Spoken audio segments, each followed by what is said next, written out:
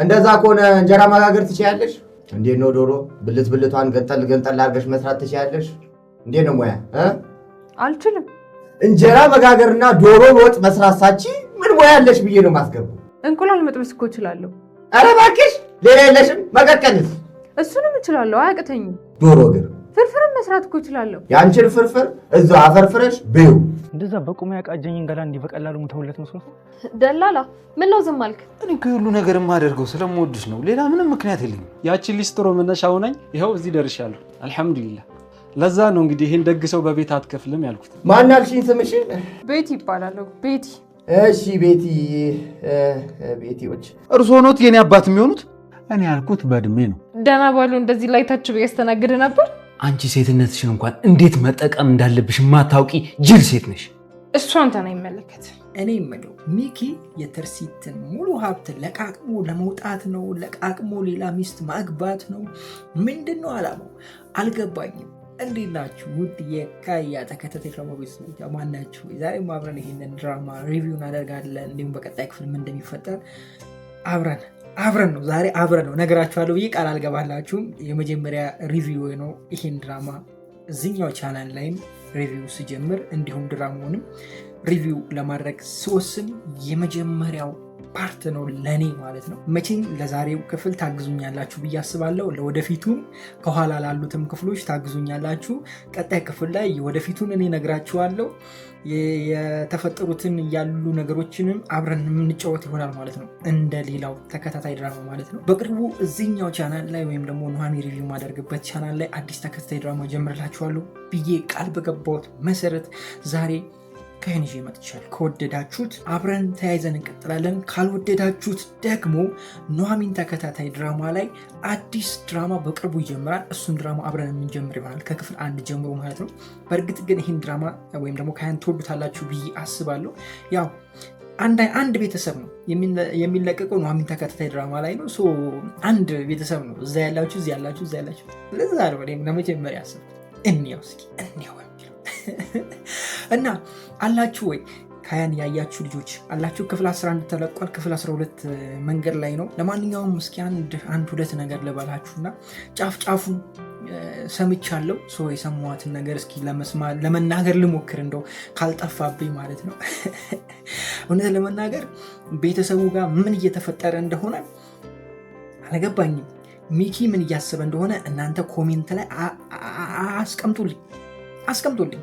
በቃ ማለት ለምንድን ነው እንደዚህ የሆነ ያለው? የሆነ ተንኮል እየሰራ እንደሆነ አይኖ ያስታውቃል። ግን ምንድነው ሀሳቡ፣ ምንድነው አላማው የሚለውን ነገር እስኪ ኮሜንት ላይ አስቀምጡልኝ። በቀጣይ ክፍልስ ምን ሊያደርግ ይችላል ይሄ ሰውዬ?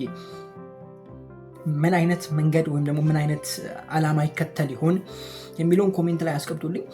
ከዛ በዘለለ በትላንትናው ክፍል እኔ በጣም ያዝናናኝ ባንጃዊ ነው።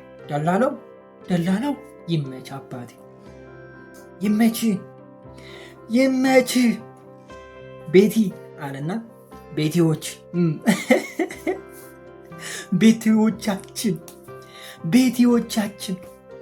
ቤቶቻችን ደላላ ግን ይመች የምር። እንደው በቃ ተመቸኝ ቤቲ። እንደው ምን ሆነሽ ነው አንቺ? ኧረ አንቺስ የሰራተኛ ቅንጡ የአጋዥ ቅንጡ እናቴ። እኔ እሺ ቆይ ቤቲዎች ሞልቃቃ ናቸው እንዴ ጋይስ? እንደው እስኪ ኮሜንት ላይ አስቀምጡልኝ። የምሬን እኮ ነው። እውነት ለመናገር እኔ ሁሉንም ለመናገር ፈልጌ አይደለም፣ ያው ድራማውን ነው። እሺ እንትን እያላችሁ ወይም ደግሞ ሌላ ነገር እንዳትሄዱ። ምንድነው ልጅቷ የፈለገችው እንዴ? ይቻላል እንዴ እነዚህ ጋይስ? እውነቴን ነው የምላችሁ። እቺን አጋዥ አድርጋችሁ ቤት ብታስገቧት ማለት ነው ሶፋ ላይ ቁጭ ብላ እናንተን ነው የምታሰራችሁ። እስኪ አንዴ ኪችን ይዤ ይሄን ፊልም ጨርሼ ልምጣ። አንዴ ኪችን ነካኪልኝ። ከዛ ባልየው መጥቶ ቤቲ እስኪ ምሳ አምጪልኝ። እሺ ቆይ አንዴ ሄድ ልጨርስ እና እመጣላለሁ፣ ተረጋጋ የምትባል ነው ይመስለኝ። ረዝችስ ከፋ። ቤቲዎች ተረጋጉ። ባንጃዊ ደግሞ በቃ የሌለን የተመቸኝ ምላሱ በቃ በቃ ትክክለኛ ደላላ እኮ እንደዚህ ነው። በቃ ስለ ጠረፍ ሲወራ ነበረ። በቃ ይኸው የጨረቋን አፈር በእጄ ላስገባ ትንሽ ቀን ይቀርኛል። የእናንተስ ከፋ። ይናችሁ ደላሎች እስቲ ካላችሁ ኮሜንት ላይ አስቀምጡልኝ። በነገራችን ላይ እኔም የተወሰነ ሰርቻለሁ በዚህ ስራ። እኔ ግን ደላላ ምናምን ብዬ ከፍቼ አይደለም። ጋራጅ ነበረኝ። ጋራጅ በምሰራበት ታይም የሚመጡ ከስተመሮች መኪናዎችን አሻሽጥ ነበር። በዛ መልኩ እሰራ ነበር። ያው ደላላ ዳት በእርግጥ ቤትም አሽጥልኝ ተብዬ ነበረ። ያው እኔ እዛኛው ላይ አልገፋውም እንጂ ሁለቱን አንድ ላይ አያይዤ ብሰራ ኑሮ በጣም አሪፍ ብር አገኝ ነበር። ምክንያቱም የደላላው ብር ሲመጣ አስቡት። አሁን አንድ ቤት ቢሸጥ ስንት ብር ልታገኙ እንደምትችሉ አስቡት። እና እኔ ጊዜ ስላልነበረኝ ስራውን ራሴ ስለሆነ ማኔጅ ማድረገው እና ሰራተኛ መከታተል አለ፣ ስራውን መስራት አለ፣ ፊልድ ወታችሁ ትሰራላችሁ ምናምን ብዙ ጣጣ ስላለው የኛ ስራ የዛኔ በደንብ ለመዝለቅ አላሰብኩም እንጂ በደንብ ብሄድበት አሪፍ በላ ይገኝበት ነበረ። ግን እግዚአብሔር ይመስገን ሁሉም ተዘግቷል። አሁን ሌላ ቶፒክ ላይ ያለ ነው ጋይስ። በቃ ሌላ ሌቭል በቃ ይመቻችሁ። ይመቸኝ ነው ምን ይመቻችሁ። ተከስተ ደግሞ ተከስቷል። ምን ብሎ አትሉኝም? በህልም አይኛ ወንዶች ሴቶ እኮ የሚያስበው ይሄን ነው። ሴቶ ነው ያልኩት። እሺ ሴት አላልኩም። ሴቶ ማለት ሴጣን ማለት ነው። የሚያስበው ይሄን ነው። በቃ የሚያሳስባችሁ መጥፎ ነው የሚያሳስባችሁ። ህይወታችሁን ሊያበላሽ ገደል ሊከታችሁ ነው የሚያሳስባችሁ። መጥፎ ነው። ሰውየው በሀሳቡ በቃ ሄዶ እንትን ሌላ ሲል በብርጭቆ አናቱ ሲፈነቀጥ ያልነቃ ሰውዬ ተጠርቶ ነቃ። ተከስተ ያንተስ ከፋ። የምሬን ነው። እንደው ሰው እኮ ደህና ነገር ያህል እሷን ልጅ ፍቅር ጀምራ አበባ ስትሰጣት ቀለበት ስትሰጣት ስታገባት ይታያል። አንተ እንደው ስትጠገን ወይ። በነገራችን ላይ ሀሳባችሁ ነው ወደ ሞት የሚወስዳችሁ። ሀሳብ ይሄ ልክ እንደዚህ የምታስቡት ሀሳብ ከሆነ ጊዜ በኋላ ድርጊት ይሆናል። ገብቷችኋል እላችሁ የፈለኩት ነገር። ለምሳሌ ኃጢአት ፍሬው ሞት ነው አይደለ? ኃጢአት ከመሆኑ ግን ኃጢአት ሀሳብ ነበር። ገብቷችኋል እላችሁ የፈለኩት። ኃጢአት ለማድረግ መጀመሪያ ታስባላችሁ ጋይስ። ለምሳሌ ከሆነ ሴት ጋር የሆነ ነገር ለማድረግ ብፈልግ መጀመሪያ ከማን ጋር ምን ማድረግ እንደፈለግ የትኛዋ ሴቷን ትመርጣለህ። ሀሳብ ላይ የሆነች ሴት ትመርጣለህ። ከዛ በኋላ ከእሷ ጋር እንደዚህ ያደርጋለሁ፣ እንደዚህ ያደርጋታለሁ፣ እንደዚህ እናደርጋለን ሀሳብ ላይ ትጨርሳለህ። ከዛ በኋላ ያቺን ሴት ጋር ሄደ በድርጊት ደግሞ በአካል ትጨርሳለህ። ያ ነገር ደግሞ ወደ ሞት ይዞ ይሄዳል ነው አላማው። ገብቷችኋል አይደለ? አሁንም ይህንን ነገር ነው የተረዳሁት። ሰውየው ሀሳብ ነው የሰራው። ወንጀልም ሲሰራ እንደዚህ ነው ባይዘው የሆነ ሀሳብ ያመጣል ሰው። ለምሳሌ የሆነች ልጅ በጣም እንትን ስትለው እሷን ልጅ አስገዶ እንትን ለማድረግ ቢሞክር መጀመሪያ እሷን ከማስገደዱ እዛ ውስጥ ከመግባቱ በፊት ሀሳብ እዚህ አይምሯችሁ ሀሳብ ላይ ነው። በቃ ልጁ ተከስተ በሀሳብ ጭልጥ ብሎ የጠፋው እንደዛ አይነት ሀሳብ ነው የምታስቡት። ያንን ሀሳብ በየቀኑ ማታም ጠዋትም በተደጋጋሚ ታስቡታላችሁ። ከዛ የሆነ ቀን አካል ይለብስና ያንን ነገር ታደርጋላችሁ። ያ ነገር ደግሞ ወደማይሆን ነገር ይዟችሁ ይሄዳል። ስለዚህ የምታስቡትን ነገር በጥንቃቄ አስቡ ለማለት ያክል ነው። በጣም ወዳችኋለሁ። ክፉ አይንካችሁ፣ ክፉ ነዙ አልፏችሁ፣ ሊሳካላችሁ፣ ይመርባችሁ፣ ቀናችሁ ብሬታችሁ ብሩ ይሆንላችሁ እያልኩኝ እኔ ብዙ ተሰናበትኳችሁ። አቤል በመውጣቱ እኔ በጣም ደስ ብሎኛል። ደስ ብሎኛል። የምሬ ነው ማለት እንደሚወጣም ያው የታወቀ ነበረ። ግን አልኳችሁ ግን አሁን ምን ይሻልሻል? እንግዲህ እኔ እኮ ሳታረጋግጪ አንተነ እርግጠኛ አሁን እሱ ነው ከምትይ ምን አለ ተረጋግተሽ ብታወሪ ብቻ። እኔ በሷም አልፈርድም፣ ግን ከባድ የሆነ ነገር ነው የተፈጠረው። የምሬድ ነው ብላችሁ ለእሷ ምን ያህል ጭንቀት እንዳለው ታውቃላችሁ፣ ምን ያህል ውርደት እንደሆነ ታውቃላችሁ። ምክንያቱም አቤልም ስንት ነገር እንዳለችው ስንት ነገር እንትን እንዳለችበት ልላችሁ የፈለኩት ነገር ገብቷችኋል አይደለም? ግን ሆፕ ያስደረጋት እዛ ዘበኛ ሆኖ ከነሱ ጋር እየኖረ ነው። ይሄ ከባድ ነው እንደውነቱ። እንደው ይሄ እንዳይቅጠማችሁ። እንዴት ናችሁ ውድ የሀረግ ተከታታይ ድራማ ቤተሰቦች? አማን ናችሁ ወይ? ዛሬ አብረን ሀረግ ሪቪው እናደርጋለን። እንዲህ በቀጣይ ክፍል ምን ሊፈጠር ይችላል አንዳንድ ጉዳዮችን ጀባ እምላችሁ ይሆናል። ሀረግ በትናንትና ክፍል አሾይና ነበረ። በተለይ መጨረሻ አካባቢ ላይ ዳጊ ምንድነው እግሩ ላይ ምናምን የሆነ ቀይ ነገር አይታችኋል ብዬ አስባለሁ። መቼም ቀለም ነው አትሉኝም።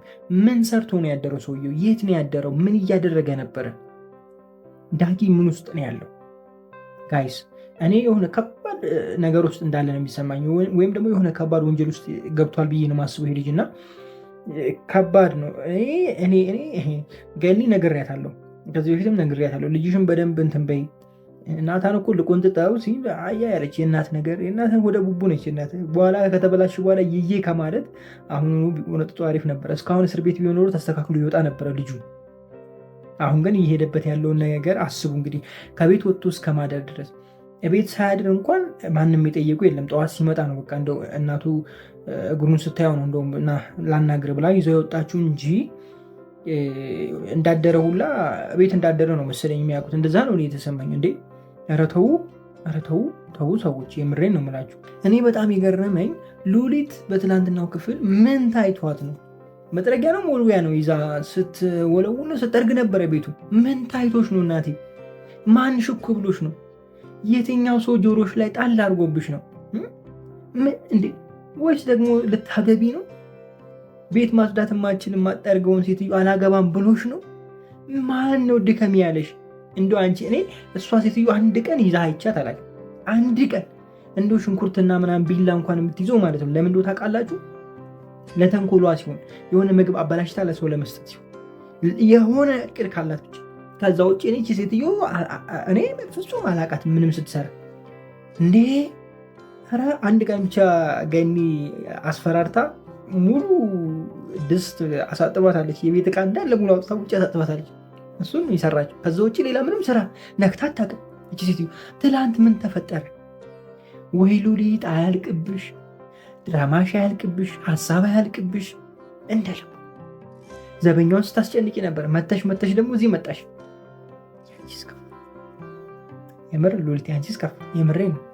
ያንቺ ባል እኔ ተቃጥሎ መሞቱ ነው ከአንቺ ጋር እንዴት እንደምትስማሙ አላውቅም። እንደ እኔ ለሉሊት ፍቅረኛ አምጡላት። የምሬ ነው የምላችሁ። በቃ የሆነ የሚወዳት የሚያፈቅራት የሆነ ሰው አምጡላት እና ከፍቅረኛዋ ጋር ምን አይነት ንግግር እንዳላቸው ወይም ደግሞ ምን አይነት በምን እንደሚግባቡ በቃ ባቸው እንዴት እንደሚግባቡ ለማየት በጣም ቸኮልኩ።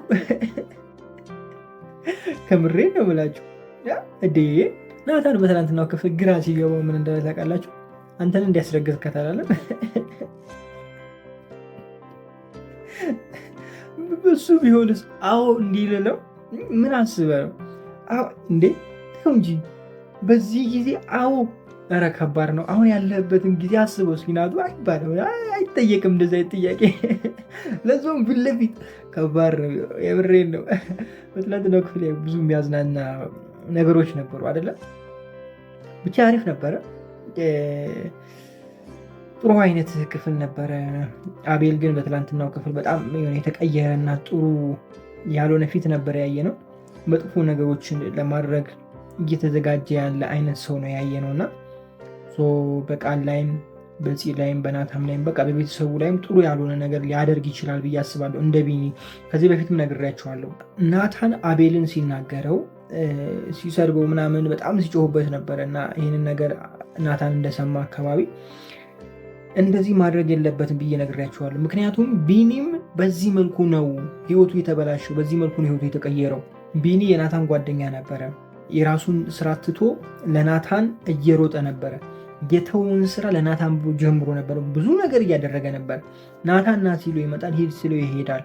ብዙ ነገር እያደረገ ነበር። ግን እህቱን በማፍቀሩ የተነሳ ጓደኝነታቸው ተበላሽቷል።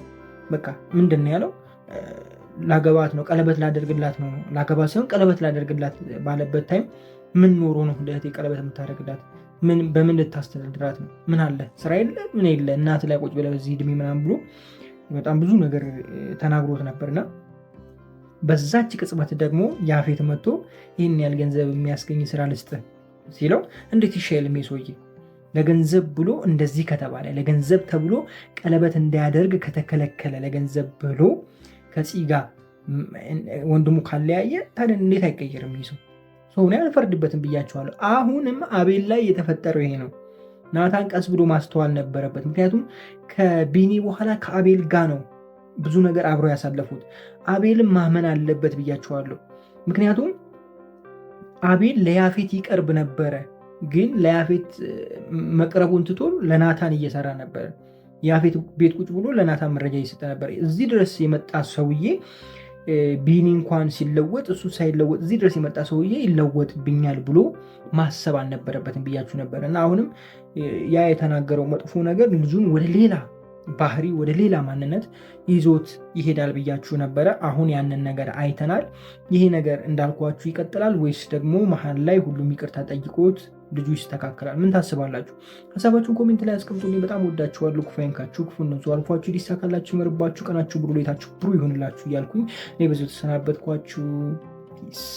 እንደ እውነቱ አቤል በጣም ያሳዘነኝ ከምላችሁ በላይ ማለት ለሀቅ ሄዳችሁ ለእውነት ሄዳችሁ ለእውነት ኖራችሁ እየኖራችሁ ሳላችሁ የሚለው ይስተካከልና እናንተ ያመናችሁ ሰው በቃ አምኖኛል ብላችሁ ወዶኛል ብላችሁ የምታውቁት ሰው መቶ እናንተ ባላደረጋችሁ ነገር ላይ ሲቀየርባችሁ ሌላ ሰው ሲሆንባችሁ ምን አይነት ስሜት እንደሚሰማችሁ የገባችሁበት ወይም ደግሞ ያሳለፋችሁ ሰዎች በደንብ ይገባችኋል ብዬ አስባለሁ። እና አቤል እውነት ለመናገር በጣም አሳዘነኝ። እዚህ ይላችሁ እንደሆነ ቢኒም ይህንኑ ነገር ነው ያደረገው።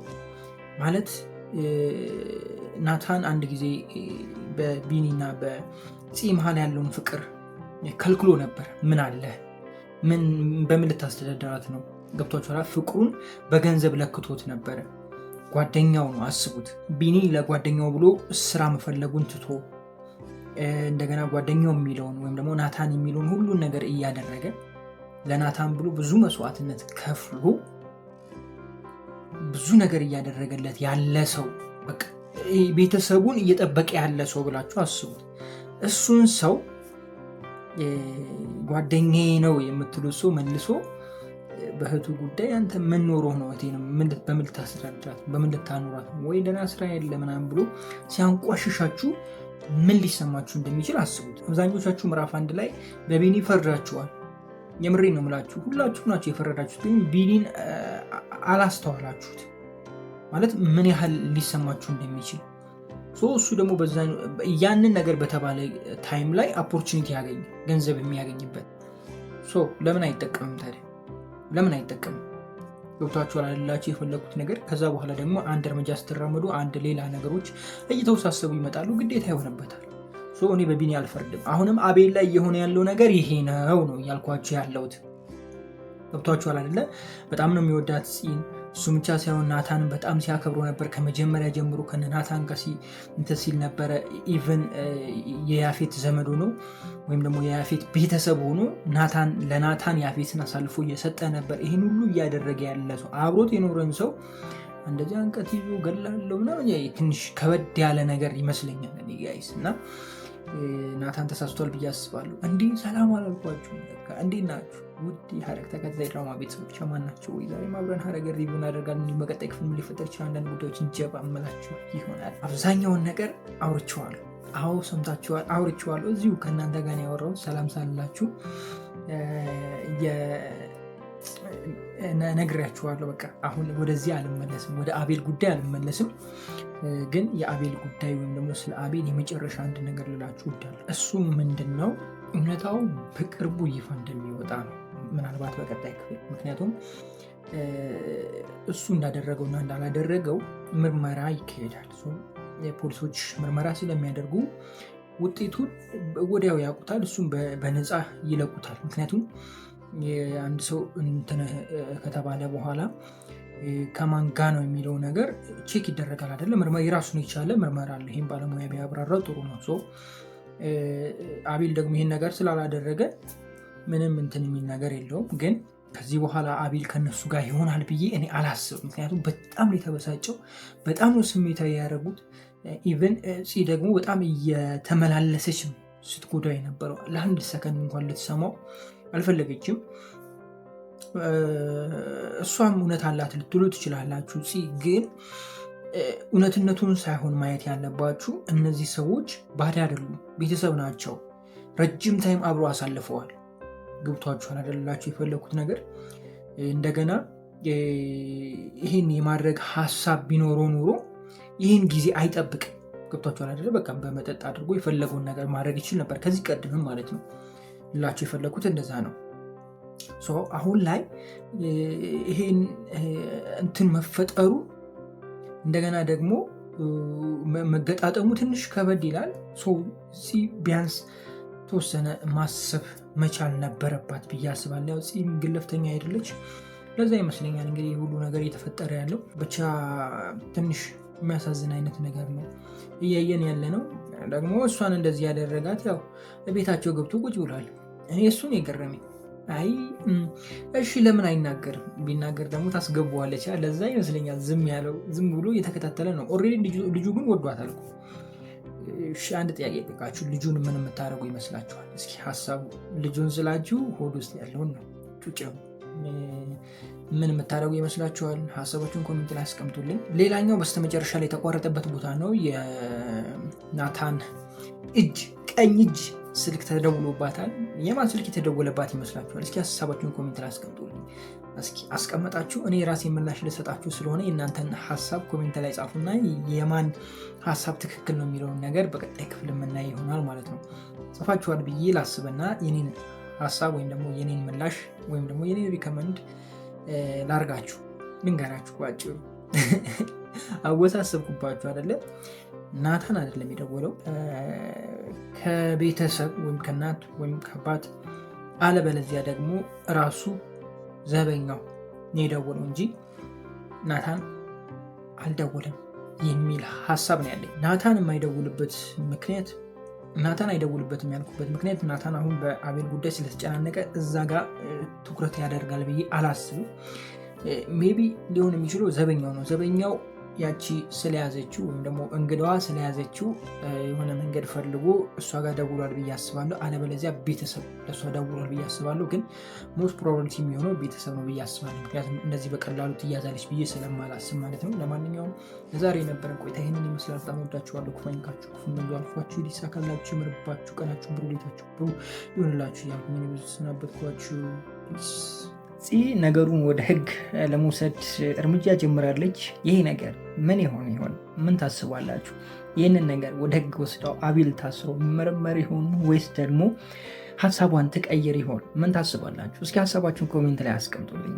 እኔ ግን እንደሚመስለኝ ከሆነ ነግራችኋለሁ። ግን ከዛ በፊት እንዴት ናችሁ? ውድ ሀረግ ተከታታይ ድራማ ቤተሰቦች አማን ናችሁ ወይ? ዛሬም አብረን ሀረግ ሪቪው እናደርጋለን። እንዲሁም በቀጣይ ክፍል ምን ሊፈጠር ይችላል አንዳንድ ጉዳዮችን ጀባ ምላችሁ ይሆናል። ሀረግ በትናንትናው ክፍል አሪፍ አይነት ክፍል ነበረ። የሆነ የተረጋጋ አይነት ክፍል ነበረ። በተለይ እነ የፉጋ የነበረው ነገር ረጋ ያለ ነገር አይተናል። እዚህ መነጽ ጋም የነበረው ነገር ረጋ ያለ ነገር ማየት ችለናል። ከዛ በኋላ ደግሞ ወደ መጨረሻ ላይ አቤልና ዘበኛው የሰሩትን ስራ አይተናል። ሸርታቴ መጣብኝ እያለ በቃ ደጅ ለደጅ በር በተንኳኳ ቁጥር ሸርታቴ። ከባድ እኮ ከባድ ነው። አስረጋጁ ጭራሽ እዛው ዘበኛ ሆኖ ተቀጥሯል። እሷ አቤል ትላለች። ኧረ ተይ ግንፂ ተይ ይሻልሻል ተይ። ምን የሚሆን ይመስላችኋል? በቀጣይ ክፍል እኔ እንደማስበው ከሆነ ወደ ህግ አቤልን ትወስዷለች። አቤል ይታሰራል ብዬ አስባለሁ። ካልታሰረ ከናታን ጋር የሚፈጠረው ነገር ጥሩ ስለማይሆን ወደ ህግ ይቀርብና እውነታውን ያረጋግጣል ብዬ አስባል። ማለት ቃሉን ይሰጣል።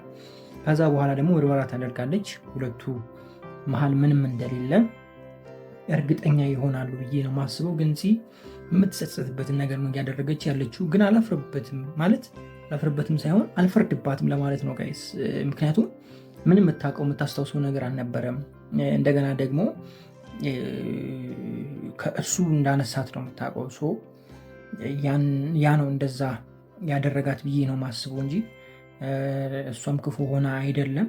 እንደዛ ነው የምረዳው። ምናየው ይሆናል። እስኪ ወደ ናታን ጋር እንሂድና ናታን ጋር ከዚህ በፊት አብሮ ስራ ለመስራት ገንዘብ የተዋዋለ ገንዘብ ምናምን ሲያወሩ ነበር ብቻ። ወይም ደግሞ ቤት ለመግዛት ቤት ገዢ ሆኖ የመጣው ሰውዬ ስራው ተበላሽቷል። በቀጣይ ክፍል እንደዚ አይነት ነገር ነው የምናየው። ብቻ ያም ሰው ከናታን ጋር ግብግብ ፈጥረዋል። ግብግቡ ምንድን ነው ካላችሁ ጥሩ ያልሆነ ነገር እንዳለ ነው የሚሰማኝ። ማለት እንትን ጠላት ይመስለኛል፣ የናታን ጠላት ይመስለኛል። ስም ብዬ ሳስበው ሰዎቹ ተባብረው እየሰሩ ነው፣ በናታን ላይ ጠላት ናቸው ብዬ ነው ማስበው። እናንተን ሀሳብ ኮሜንት ላይ አስቀምጡልኝ። ምን ሊፈጠር ይችላል? ምንስ የምናይ ይመስላችኋል? በቀጣይ ክፍል የቤቱን ድርሻ የገዛችው ልጅ ደግሞ የናታን ጓደኛ ሆና ተገኝታለች፣ እንዲሁም ቤት መታለች። ይህንን ነገር ደግሞ ሰምታለች ወይዘሪት ገኒ። እናሳብ በቀጣይ ክፍል ምን አይነት ዱብና እዳ ሊመጣ ይችላል? እስኪ ሀሳባችሁን ኮሜንት ላይ ያስቀምጡ። ብቻ በቀጣይ ክፍል ከበድ ያለ ነገር ልናይ እንችላለን። ጥሩ ነገር ነው ያለን ብዬ አስባለሁ። በቀጣይ ክፍል ሐረግን እንዴት እያያችሁት ነው? ምዕራፍ 2 እንዴት እየቀጠለ ነው? ተመችቷችኋል? አልተመቻችሁም? ምን ላይ ናችሁ? ምን አይነት ኮንዲሽን ላይ ናችሁ? ወይስ ደግሞ ከ5 ደቂቃ 10 ደቂቃ ከዛ 20 ደቂቃ ከዛ 30 ደቂቃ ድራማውን ጨረሳችሁት? እንደዚህ ነው እያያችሁ ያላችሁት ወይስ ደግሞ በትክክሉ እንደ ምዕራፍ 1 እየተከታተላችሁት ነው? ሀሳባችሁን ኮሜንት ላይ አስቀምጡልኝ። የኔን ነግራችኋለሁ፣ እንዴት እንደምናየ ታውቃላችሁ። ብዙ ጊዜም ተናግሬያለሁ፣ ስለዚህ መድገም አይጠበቅብኝም። ለማንኛውም ለዚህ ቻናል አዲስ ከሆናችሁ ሰብስክራይብ በማድረግ የደወል ምልክቱን አብሩ። በጣም ወዳችኋለሁ። ክፉ አይንካችሁ፣ ክፉ እንደወንዙ አልፏችሁ ይሳካላችሁ፣ ይመርባችሁ፣ ቀናችሁን ብሩ፣ ሌታችሁን ብሩ ይሆንላችሁ እያልኩኝ እኔ በዚህ ተሰናበትኳችሁ። እውነት ለመናገር ግራም ገብቶኛል፣ ቀኝም ገብቶኛል። እንደው ከድራማው ጋር የተግባባችሁ ሰዎች እስኪ ንገሩ እንዴ ይሄ ድራማ ምዕራፍ 2 ድጋሜ ሊያልቅ ነው እንዴ አስብለውኛል። የምሬን እኮ ነው። እኔ ምንም አልጣፈጠኝም፣ እውነት ለመናገር ይሄ ነገር ምንም አልጣፈጠኝም። ሎሊት ተቀይራ አስባችሁታል? እውነት ለመናገር እውነት ተቀይራ ከሆነ በጣም ደስ ይለኛል። ሲሪየስሊ በጣም ከምላችሁ በላይ በጣም ደስ ይለኛል። ግን እኔ ሎሊትን አላምንም ሲጀመር። ግን አስባችኋል? የራሷን ድርሻ ሽጣ ልጅ እስከ ማስመለስ ድረስ ዋት ሎሊት እኮ ነች እንደዚህ ያደረገች እያላችሁን ያላችሁት። አይዶን አላቅ። ቆይ ለማንኛውም ልረጋጋ። እንዴት ናችሁ ውድ የሐረግ ተከታታይ ድራማ ቤተሰቦች? አማን ናችሁ? ዛሬ አብረን ሐረግ ሪቪው እናደርጋለን። እንዲሁም በቀጣይ ክፍል ምን ሊፈጠር ይችላል አንዳንድ ጉዳዮችን ጀባ ምላችሁ ይሆናል። ቃል እንኳን ከዚህ በፊት ተናግሬያችኋለሁ። በቃ ይሄ ልቡ ወደ ኤፉ ቤት አድልቷል። ስለዚህ ለነሱ ይሆናል፣ ወደ እነሱ ያደላል፣ ለነሱ ይቆረቆራል፣ እነሱን ለመታደግ ይሰራል። ከዚህ በኋላም ብያቸዋለሁ። ምክንያቱም ከዚህ ጋር ሲያወራ ምናምን በነበረው ነገር ፂን ጥሎ ላለመሄድ እያደረገ የነበረው ነገር ቤት ይዞ ከሁሉም በላይ ደግሞ እሷን ማክበሩ ምናምን ነገር ይህንን ያሳያል ብያችሁ ከዚህ በፊት ተናግሬያለሁ። የእሱ አይፈርድም፣ ምክንያቱም ከመጀመሪያውም እነሱን እያገዘ ስለነበረ። የሉሊት ግን እኔ ምንም አልገባኝ። ሉሊት እስከ ትላንትናው ድረስ ተንኮል ነው ስትሰራ የነበረው። ተንኮል ሌላ ምንም አይደለም። ተንኮል ነበር ስትሰራ የነበረው። ተንኮል ነው ስታደርግ የነበረው። አሁን ምን ተገኝቶ ነው በአንድ ደቂቃ ይህን ሁሉ ነገር ግልብጥ ያደረገችብን? እኔ አሁንም ጥያቄ ሆነብኛል፣ ነገም ጥያቄ ሆነብኛል። እስኪ እንደው የገባችሁ ሰዎች ካላችሁ ኮሜንት ላይ አስቀምጡ። እኔ ከዚህ በኋላ ሌላ ከበድ ያለ ችግር እንደሚመጣ ነው የሚሰማኝ። እንደዛ ነው። አለበለዚያ ድራማው ሊያልቅ ነው። ከሁለት አንዱ አይደለ ጋይስ? የምሬን እኮ ነው ብላችሁ ወይ ድራማው ሊያልቅ ነው ወይም ደግሞ ከዚህ በኋላ ከዚህ የዘለለ ከባድ ነገር ልናይ ነው ሐረግ ላይ ብዬ ነው የማስበው። ልጁ መምጣቱ በጣም ደስ ብሎኛል። ትንሽ ቅር ያለኝ ብሎ ታውቃላችሁ፣ ይሄ ሰው የለመደ አይነት ልጅ ብትጠቀሙ አሪፍ ነው ብዬ አስባለሁ። ምናልባት ከዚህ በፊት ድራማው ሊያልቅ ስለሆነ ለአንድ ቀረጻ ብቻ ስለሆነ ብላችሁ ዝም ብሎ አንድ ልጅ ተጠቅማችሁ ሊሆን ይችላል። ግን በሆነ መንገድ ብታስተካክሉ አሪፍ ነበር። ልጁ ከእናቱ ውጭ ሌላ ሰው ጋር አይቀርብ መሰለኝ። አይዶን እንደዛ ነው የተሰማኛ። ምክንያቱም ልጁን ለብቻ እዛ ጋር የሆነች አንድ እናት እንትን ስትለው ነበረ፣ ከልጁ ጋር እንትን ስትለው አይ ቲንክ ወይ ዘመድ ነች ወይ የልጁ እውነተኛ እናት ነች እሷ ሴት። እንደዛ ነው ይሰማኝ። ገብቶሻል? እንደ ሞግዚት አይነት ነገር ምናምን መሆኑ ነው። ግን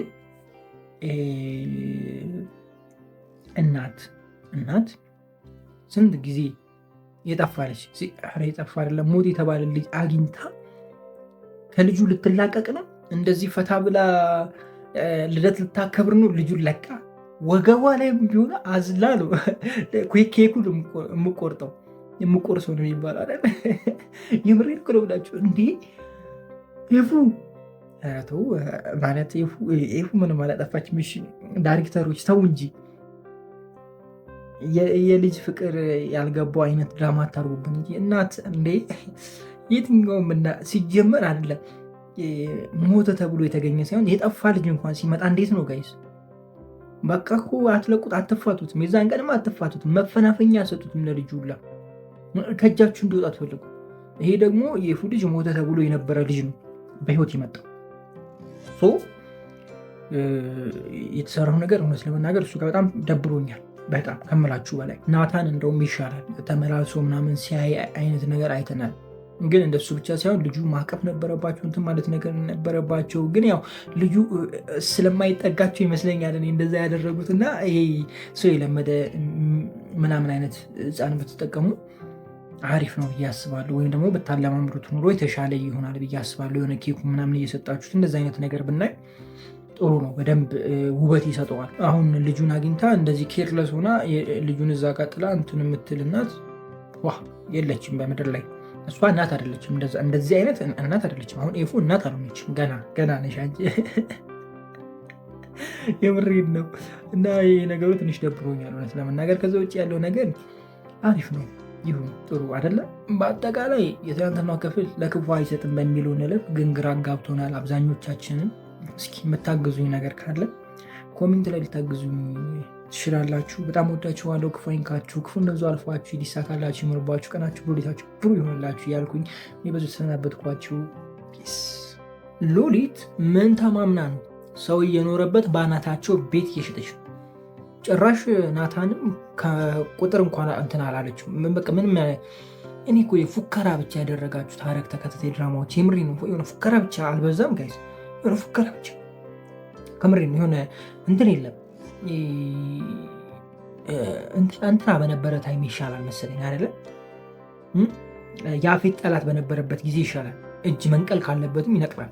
ገብቶች ላለቻቸው የፈለጉት ነገር መኮርከም ካለበትም ይኮረኩማል። እሱ እንደ ዛቱ ብቻ መዛት ብቻ አይደለም፣ የሆነ ነገር ይታይ ነበር። አሁን ግን መዛት ብቻ ሆነ፣ ማስፈራራት ብቻ ሆነ። መጥፎ ስራ እየሰራች እንደሆነ እያወቀ ቤቱ ቁጭ አድርጎ አስፈራርቶ መውጣት ምን ማለት ነው? ናታን ምን እየሰራ ነው? ምንድን ነው ዓላማ? አልገባኝም እኔ። ጭራሽ ደግሞ ዘበኛ ቅጠሩ ምናምን ብሎ ዘበኛ ለጥፊ ውጭ ላይ ተለጥፎ ሉሊት ራሷ መልሳ ሌላ የራሷን ሰው ዘበኛ አታደርግም እንዴ? ከዚህ ሁሉ ይሄን ነበር እንደውም የጠበቁት። እንደዛ ብታደርግ ይሻል ነበር። የምሬን ነው በቃ። ምክንያቱም ለጥፊ አለቻት አይደለ? ለጠፈች። ከዛ በኋላ ሉሊት የራሷን ሰው አምሳ ማስገባት አለቀ። እያንዳንዱን ነገር ትቆጣጠራለህ፣ እያንዳንዱን ነገር ትነግረኛለህ። እዚህ የሚካሄደው ምናምን የሚያወሩት ምናምን እንዳለ ትከታተልልኛለህ፣ ካሜራ ትቀርጽልኛለህ ብላ እንደውም እሷ ማስገባት ነበረባት። እንደ ኦፖርቹኒቲውን ከፈተ ናታን። እንደውም ጥበቃ ታመጣለሁ ምናምን ሲል የሆነ የራሱን ሰው ግድንግድ በቃ ሁሉን የሚቆጣጠር አይነት ሰው የሚያመጣ ነበር ይመስለው። ግን የማይሆን አይነት ነገር ነው የሆነብኝ እኔ እውነት ለመናገር። ከዛ ውጭ ይሄ ቤቱን ገዢ የተባለው ሰውዬ ከናታን ጋር ምንድን ነው የሚያገናኘው? እስኪ ሀሳባችሁን ኮሜንት ላይ አስቀምጡልኝ። ከዚህ በፊት ክፍል 1 ላይ አይታችሁታል ሰውዬ ወይስ አላያችሁትም? እስኪ ልጠይቃችሁ። ከዛ ውጭ አጭቤዋ